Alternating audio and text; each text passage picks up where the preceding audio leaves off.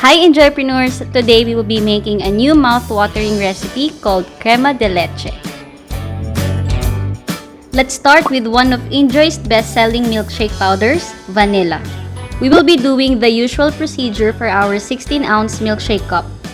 First, mix 1/3 cup of inJoy milkshake powder into 60 ml of water.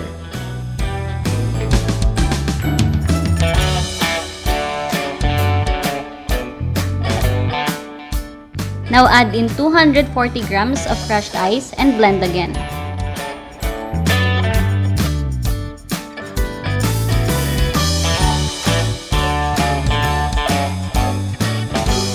Looks so creamy!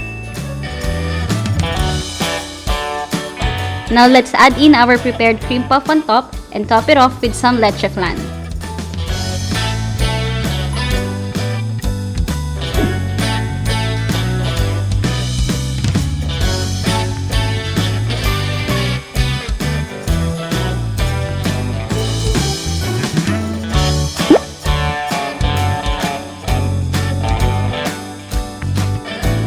Add a bit of caramelized sugar syrup and we're done.